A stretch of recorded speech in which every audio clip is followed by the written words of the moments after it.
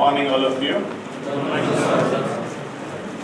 It's my pleasure to be here almost every year, along with Professor Arun Ingle, a best friend of mine, along with today's another panelist, all dear faculty members, delegates, guests, students. It's always been nice to share experiences on this dais, because I mean that knowledge should be always shared. If you stick to yourself, it will diminish like Darwin's theory. He says if you don't use anything, it will go away from you.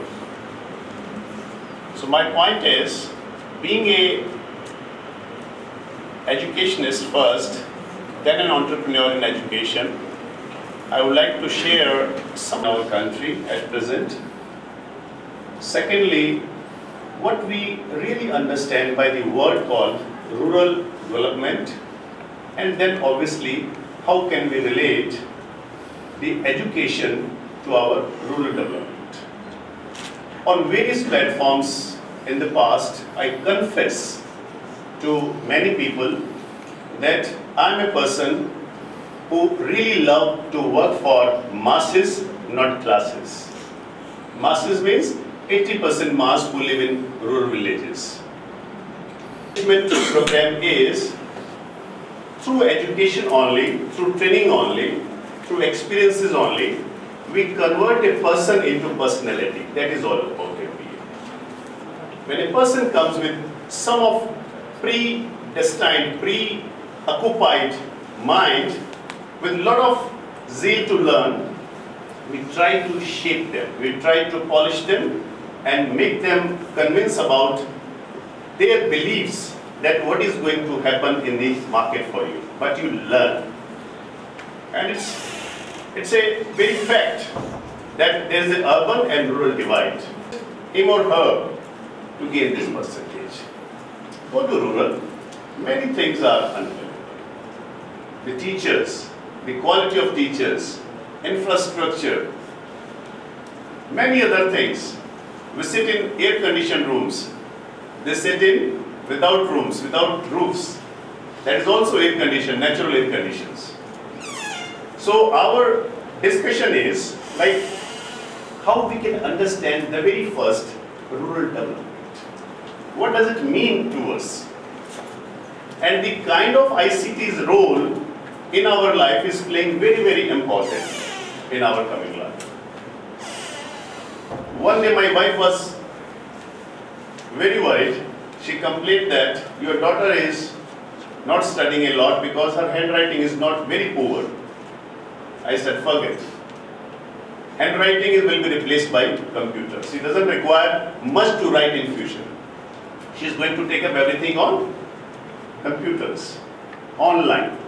This is going to be one of the major developments in our life, that we will forget writing in future. Everything will be done with a click of finger. So this part, if we really go back and discuss about the census 2011, everybody knows, I think a couple of people would knowing this, we have rural population is 72%, more than 70% in villages. And that too, in Maharashtra, the position is bit good one. 55% people live in rural villages. As far as towns are concerned, 27% people stay in 500 towns, 5,000 towns in India. And there are 6,380,000 villages in India where people, 72% people are staying. And only 380 urban cities are there where, now coming to the understanding the word called development, it is very simple that there are three things in that. One is physical. Development means the physical. Physical is infrastructure. What we have, like in terms of good roads, good infrastructure, the buildings, all facilities. Then we have financials. Financial inclusion means the economics of the people. It is also part of the development. Then obviously some kind of human resources which are related to our social development of the rural economies. How people really get facilities in that. And the term rural development represents the improvement in the quality of life in rural economies. How to really explain? Because the quality of life, what you get, what you enjoy, to what level you feel satisfied, that is the explanation of the quality of life. How much you really deserve and how much you really get. And there is a strategy to enable a specific group of people, the poor men and women, to gain for themselves and their children. They expect that in our life we should get this much. It is our share. And it is a process leading to sustainability. How to explain sustainability? To what level we survive, we maintain. But unfortunately, the maintenance part in India, when we talk about the rural area, is very, very low. It is provided once, but never taken up as a part of maintenance. Everything is given once, but nobody is there to take care of the maintenance part. That is why how to sustain in our life part of the development process. Still the development is facing a lot of pressing problems in the rural area, because how to increase the income level? Ultimately it is the income, money. Money makes the mayor go. How to increase the income of the rural people, where people survive on the grace of God. When the rain will come? How much rain will come? There is no predictions like this. So they have to survive merely on God's grace. So in this kind of environment, how will you really survive? How will you really increase the income level? Second is education. How to really get education in rural villages, where schools are very patchy. Very patchy. I mean, if you visit the schools of the rural areas, some of the school doesn't have the basic amenities like toilets, water. It's not the question of hygiene water, water. So these are the very basic things where we lack and how we can really foresee the rural development aspect. Then it is the government who is doing or who is pretending to do a lot in this through governance, and the governance is through e-governance. We are trying, we have a very huge policy.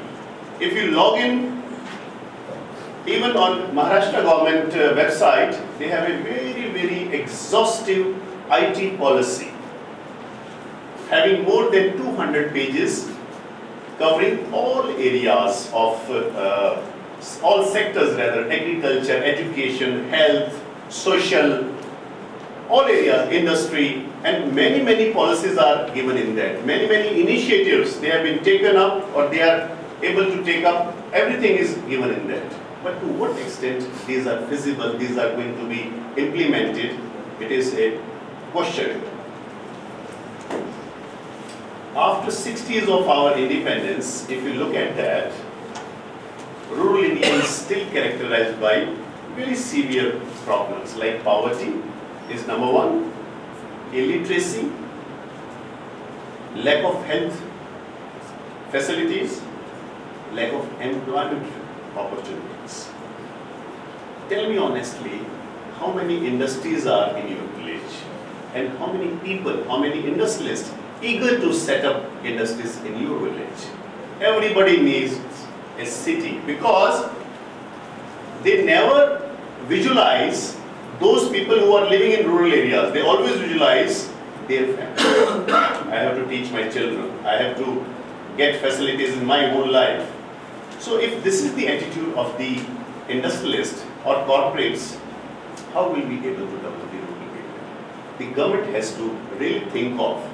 Yesterday, we've been listening a lot of things in this ICT role in business management or in industries or in education. My point is, why don't the government really choose an area which is purely unirrigated area? Rather, one is irrigated, one is unirrigated, and another is purely banjar, where nothing can be grown. So why can't the government really takes up those areas and develop them as the industry corridors, so that the agriculture land is not wasted? And I tell you very honestly, we are agriculture-based country. In future, maybe after 20 years or 50 years, we will be setting terms for the world economy. It is the agriculture which gives us everything. At the end of the day, when you go back to your house, you only require 2 chapatis a day, 1 vegetable.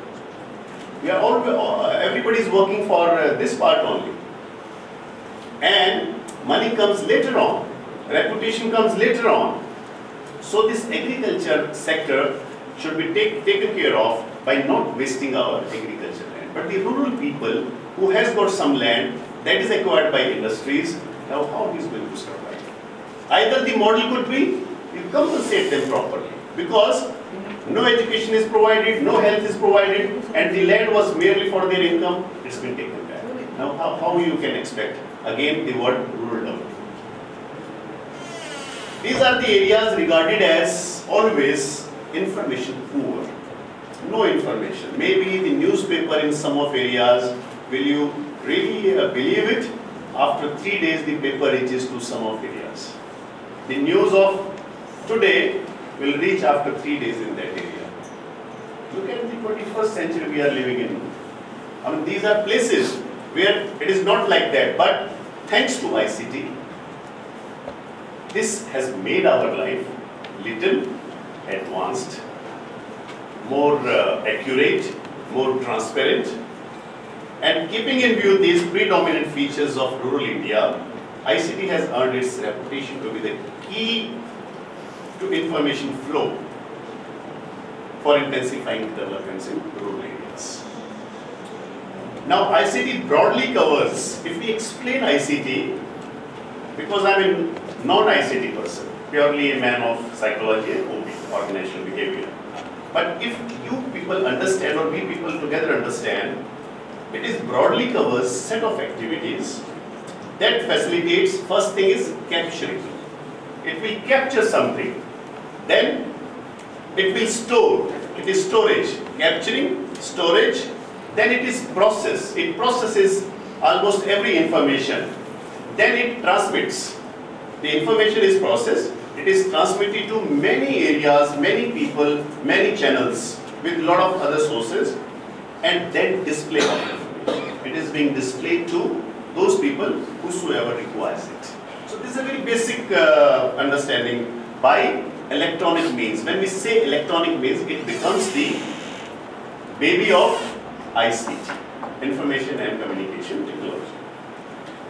But there are certain factors in rural communities how to reap the benefits of ICT. Lack of awareness of benefits of ICT. Very few people in rural areas, they know what are our benefits, what are the schemes, how to get benefits out of those schemes. For example, you will be surprised to know this, some of the connections, like the electric connections, they are on subsidies. Some of the teleconnections, they are on subsidies by the central government as well as state government. So if they really have this information, they can avail those. But there is a lack of awareness that we can have number of ICT initiatives by the government. Lack of access facilities. Suppose there is a computer, software is not there. There is a software, operator is not there. There is an operator, electricity is not there. And if there is an electricity, printer is not there. So any of the thing, if it is missing, you cannot enjoy the access to information, how to retrieve it and use it for yourself. Then we have language barriers.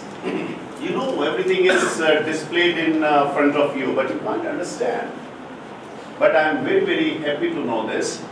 Maharashtra government has done a lot of initiative to convert some of the softwares and the programs into Marathi language, so that it reaches to the minimum level of our society, to the each and every person of society. Then lack of non-availability of government information through online. We claim so many things in the online information, but how to really use it and when to use it, when we start using it, it never works. Like e-certificates. You can have many things in the form of e by sitting at your panchayat level. One of the center in your village, some kiosk, information kiosk, you can go there and can get your caste certificate, birth certificate. Many things can be retrieved through online. But I don't know how far it works at the time whenever it is required. About some tele-density, some data is there in India for rural as well as urban. China is #1 in tele-density. It is 60% coverage, friends. In rural areas, China's tele-density. In India, it is only 10%. And the target for 2015 set, although they are able to really meet that requirement, it was set 40% by 2015 that we will have tele-density, will increase it, and they are able to complete it to 33%. Where Asia has got 35% and world has got 50% tele-density coverage. But in rural area, in 2004, we had just minimal 3% tele-density in our areas. No telephones. If you remember the 10 years back, nothing was present in our villages, but nowadays it has been really improved a lot.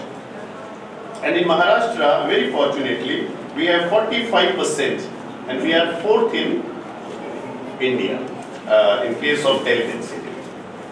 And it is directly related to our IT policy, because everything goes by the policy. Whatever the government does, the government decides, everything comes from the top, flowing top to bottom. The draft of National IT Policy says that the goals of making at least one person in each family from literate to illiterate. People are illiterate, but we are converting them into illiterate. So one person should know how to really use computers, the information gadgets, and they must know how to really channelize, how to really retrieve the information from all these ICT gadgets. And another objective is enabling people to participate, as Mr. Sir told, to contribute to e-governance, the key factors like health, education, banking, government services, because to ensure equitable and inclusive growth and make people mobile friendly, so that they can retrieve, they can have in time, real time information in their life. And Department of IT is working a lot by promoting every content in vernacular languages, all languages. If you really log on the computer, Google has now showing which language you would like to really communicate.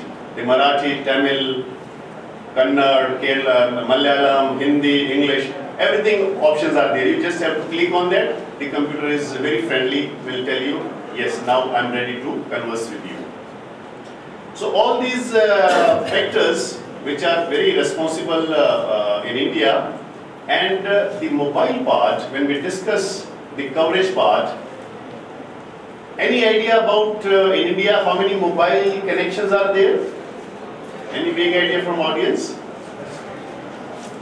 90 crores mobile connections. How much the population is there? 125 crores. Almost it is touching, it is 2 years back data, almost it has touched to 100 crores mobile connections are there. You can expect, I think none of the person is really away from mobile technology. If you look at the auto person, if you look at the domestic servants, if you look at the chowkidars, if you look at any person, even a small and the high-class person, they will have this technology in their hands. And that is the benefit of ICT, that it is now penetrating in our each and every life. The mobile market, as I told you earlier, and many players are there: MTNL, BSNL, Bharti Airtel, Reliance, Tata, Idea, Vodafone SR, Aircel, Uninor, MTS. All these players, including government and the private players, are working for this ICT part. And there was a lot of hue and cry, this 2G, 3G, and now it is 4G. We are getting everyday upgradation in our life through these data speed and data cards. When we talk about ICT and education, the very first thing comes in our mind is infrastructure, whether we have it or not. But friends, Department of Telecommunication under Bharat Nirman program, BNP, you might have seen at every panchayat level the Rajiv Gandhi Kendra.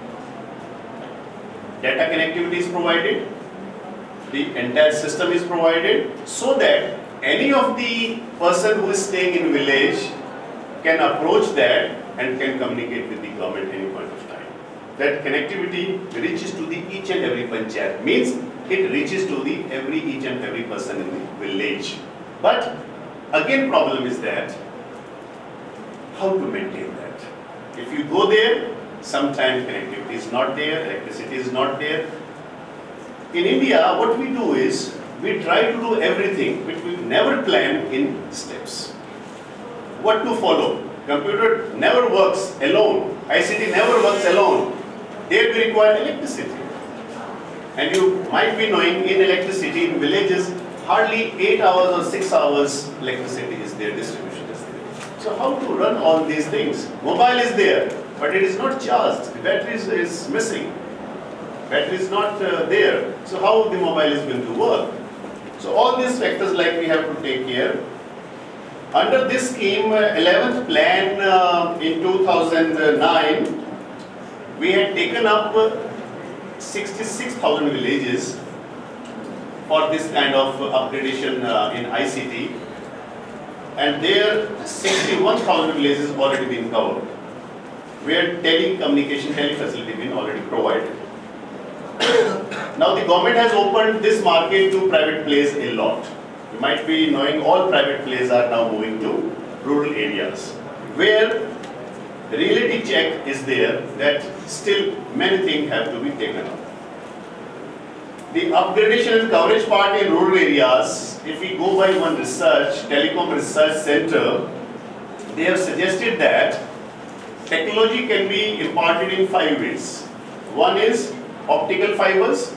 You might have seen all colorful pipes being laid down everywhere in the city and in the rural areas. Those are optical fibers. When we lay down those, that means connectivity is going to really help us in even rural areas. Then RCT, rural cordless telephones. This is also one of the major technology where rural area can be benefited. Then radio sharing system, RSS.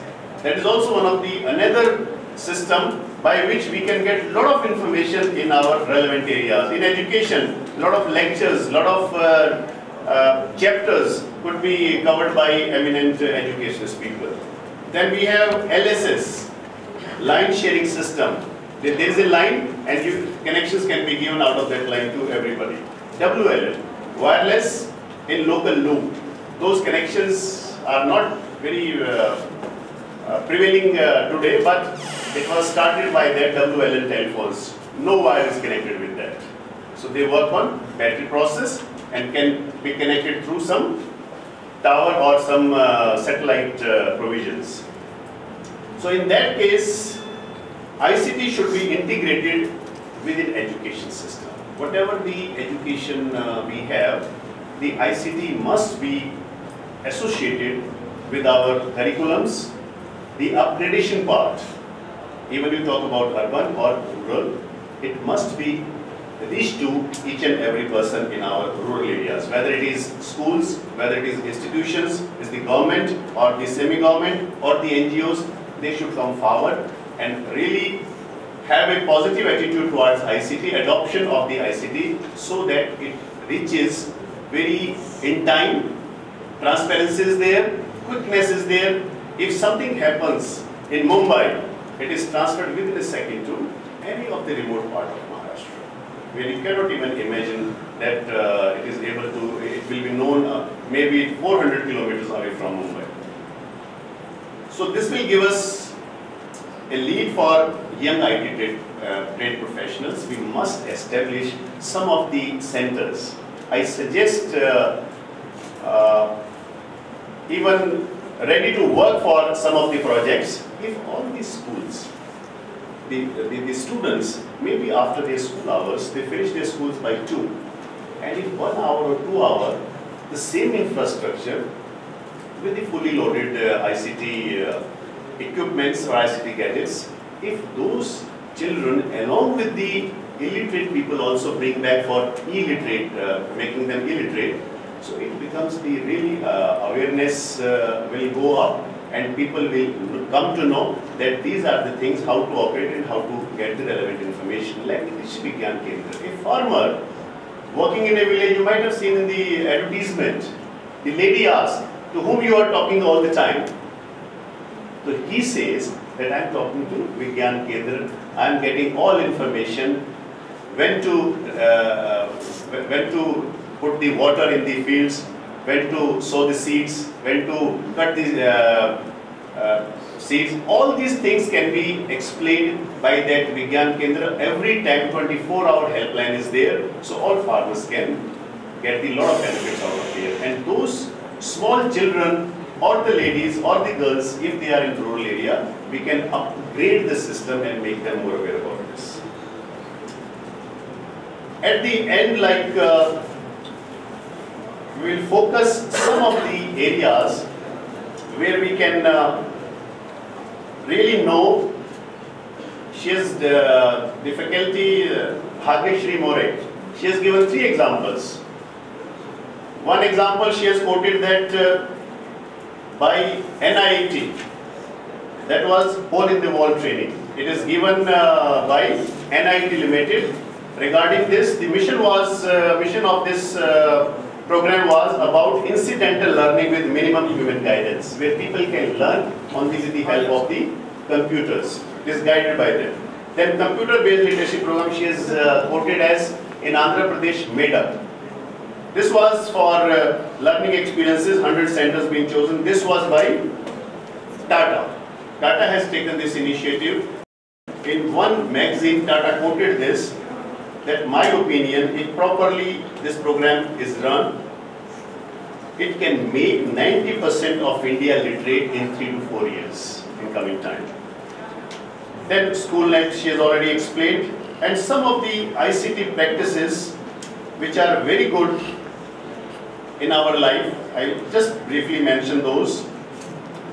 These facilities, one is like the teacher and student, they should have access of these. Teacher can make, at the same time can contribute for many people. As Mishra ji was quoting an example of Harvard. Harvard professor is being used by the rural students. It's very common. We have an access to one of the institutes in America. All their lectures, the live and the recorded, is listened by our students on day-to-day basis. Whenever we got the time, that this is the topic and lecture is that time, only the problem is the timing with the USA. Because they are more ahead of ours. There is a night, there is a day. Only this problem is that, otherwise all good universities, all good centers, all good people, resource persons can contribute for developing our education through ICT. E-learning centers, we can open up e-learning centers where everybody will be taught like how to really get the information, how to learn. Because learning computers is must nowadays. And we have done a small experiment in one of the village is adopted by us. There the female illiteracy we have conducted. The females are not like the 1, 2, 3 or ABCD. We taught them through colors. Red colors means this, green colors means this, blue color means this, yellow color means this. Whenever she has to pick up the call, green color. She has to make the call, red color. All these color combinations, we have made them some kind of symbolic part. So they have learned many things out of that. Now they are conversing with the government people, semi-government people, and sometimes even their children also trying to teach them that these are the basic processes in ICT. And everybody knows that it promotes just time learning, in-time learning, which is very flexible model for online processes. And some of examples like in education, CRS, community radio station, wherever it is there, community radio station makes you very healthy because the community radio station objective is of the people, by the people and for the people. You have to really work for all the programs by yourself, your contents in your local language. Any kind of program which is delivered by the community radio station, it is going to benefit the rural people. Then we have three-dimensional.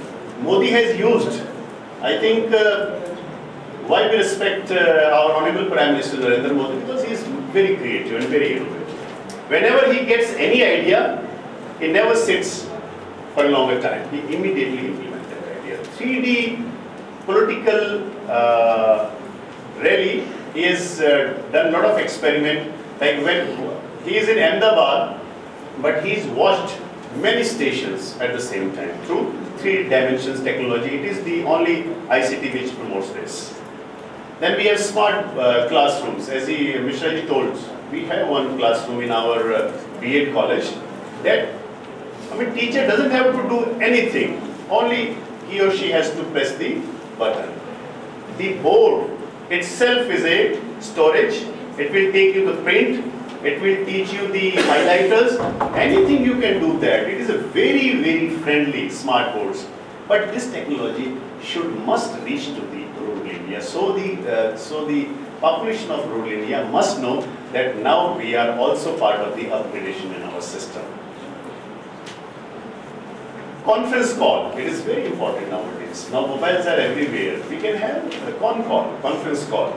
We can discuss one topic along with the 4 or 5 people at the same time. So it is not that we have to make call to each and everyone. This is ICT is helping us to have 4 or 5 people are connected with each other. Groups on WhatsApp, we can connect 10 people, 20 people. I think minimum it is 50 people at the same time. You can disseminate the information to each and everybody at the same time. You can share the information at the same time. Pen writers. Now there is a new technology in ICT. A pen is there. Whatever you are going to write in your copy, going to store by the pen. And any time that can be taken out as a print form also. So it is very nice. So anything you write, sometimes you forget some of the point, and recording is also possible.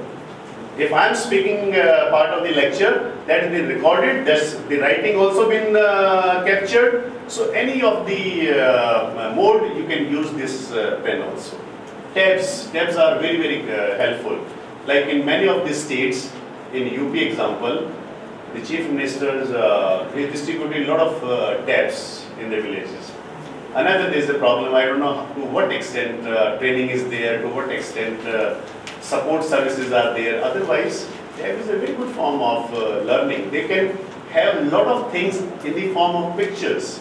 And being a psychologist, I would like to share to all of you, when we see things, it is 90% recall. When we listen things, it is 50% recall. And if it is the combination of these two, sometimes we can recall 100%. Remember these things, when you go to a movie, you can remember each and every scene of that. But when you study through books or all, forgetting takes place. It is nothing, but it's quite natural part of our biological system.